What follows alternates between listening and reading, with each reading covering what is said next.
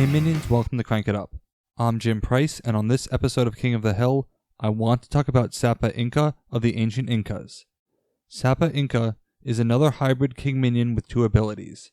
He has a one-shot ability to search your deck or discard pile for a play-on-base action and add it to your hand. Basically, a flank attack that doesn't play the action. The ongoing ability states, after you play an action on a base, place a +1 power counter on one of your minions there. For the ongoing ability, Sapa Inca seems very reminiscent of Odysseus. There are two main differences. Odysseus can trigger after any action, not just play on base actions, and Odysseus is not geographically restricted in what minion can receive the counter. Both of these factors would normally make Odysseus objectively better, but Sapa Inca still has his one-shot ability. But I believe with this minion, the value of the one-shot, and more importantly how it is used, is driven by the ongoing ability and the rest of the faction. The Incas are heavily driven by their play-on-base actions. This is nothing new. 7 of their 10 actions fit this criteria, which is in line with most factions of the same nature. Where the Incas differ is that the order of your actions matters, because they themselves trigger reactions to play-on-base actions. Fortress Walls adds a power counter to a minion there, just like Sapa Inca. In this way, Sapa Inca compounds with other abilities. There's a difference between playing Fortress Walls and then Armory versus Armory and then Fortress Walls.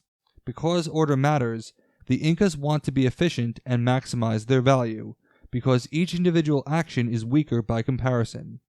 Armory, despite having 2 copies, feels weaker than Rotary Slug Thrower, and you are more likely to have many minions rather than many play-on-base actions, so Sapa Inca is needed to pick up the difference. Because of his ongoing ability, Sapa Inca wants to be an engine card that you get out early and use often. However, I'm not sure that is entirely the case, and it's because of the one-shot ability. There's a bit of a chicken and egg problem with Sapa Inca. You want his power counters because they make up for a relative lack of power of Inca actions, which because of Armory tend to be used heavily, but doing this means that you simply run out of Inca actions. And the Incas simply don't have enough recursion, which is why I think it's unfortunate that Sapa Inca got the much needed recursion as opposed to another card, since he really should be an engine card. For any faction that deals heavily with a specific type of card and draws bonuses from that card, you need a means to recur them often. The robots have the microbot reclaimers, as microbots are the core of their strategy. The cyborg apes have Clyde 2.0 to bounce actions back to the hand, and Cyberback who doesn't care if they were discarded. The steampunks have the mechanics for instant play and retrieval as well as scrap driving. The problem with the Incas is that they do have the recursion, but it's only potential and requires extreme timing.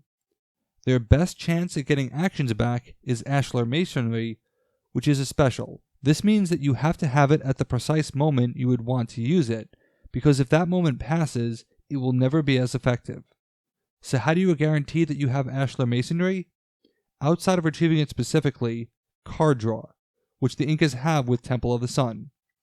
But in order to facilitate that card draw, you need to play the actions that you would want Ashlar Masonry to return in order to have a chance at drawing Ashlar Masonry. Yet another chicken and egg problem. They have a modified form of flank attack that can only be retrieved from the discard pile, which certainly helps, but each individual action only does so little. Making matters worse is that the Temple of the Sun only triggers for this base, just like the other Inca actions, meaning that the actions themselves need to dogpile, and if the base breaks, you lose all that equity, so you really hope you have Ashlar Masonry. And I've been burned enough times to believe that waiting a bit to recur an action may actually be more important than the power counter that Sapa Inca would give. It's a very weird paradigm, and until you play this faction a lot, you may not fully appreciate just how quickly they burn through their actions. If you search with Sapa Inca, there's a chance of your Incan engineers having nothing to do, which is unfortunate. Their ability to grab actions lessens the need for Sapa Inca to search for them specifically, further enhancing the need for recursion. But where Sapa Inca really shines is when you decide to go nuts and play Golden Condor. This allows Sapa Inca to trigger multiple times per turn and have all of your actions trigger again for some great surges of power usually on a completely separate base. All you need is one minion on the new base to receive the counters from this card and your actions, and it's easy to generate 12 power or more when all the abilities are combined. If you do search for an action, I highly recommend Temple of the Sun because it helps you get to Ashlar Masonry. Hopefully you already have it, in which case you can just go nuts and play all of your actions. The goal of Sapa Inca is to not use his ongoing ability once, but twice per action, and that means doing your best to ensure that you can play as many actions as possible. Card draw will help with that. I think Sapa Inca is worse by having a fairly awkward minion in llama. It's weird, one specific word takes llama from being Johnny, whom I love, and turns it into something worse.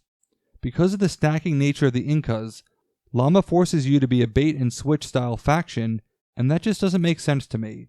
There's a very small window when you can do this, usually when you have only one action out, and it forces llama to be the minion who gets the counter. If you want to use Sapa Inca to farm counters this way, I would recommend leading with Royal Highway because at least it makes up for the base switching because it can move minions. Given that Sapa Inca depends entirely on play on base actions, Inca partners will want to have those types of cards. This makes most of their synergies obvious, but the one who stands out most to me is truckers because their actions are mobile, and that solves the key dogpile problem that I mentioned before. I don't want to go over the obvious pairings, but I want to point out that Sapa Inca should be triggering multiple times when played effectively. So Odysseus is actually a great pairing because anything that this card triggers, Odysseus will also trigger. This means that every play on base action is 4 to 6 power depending on how many armories are in play, and the Greek searching and recursion really helps you solve clear Inca problems.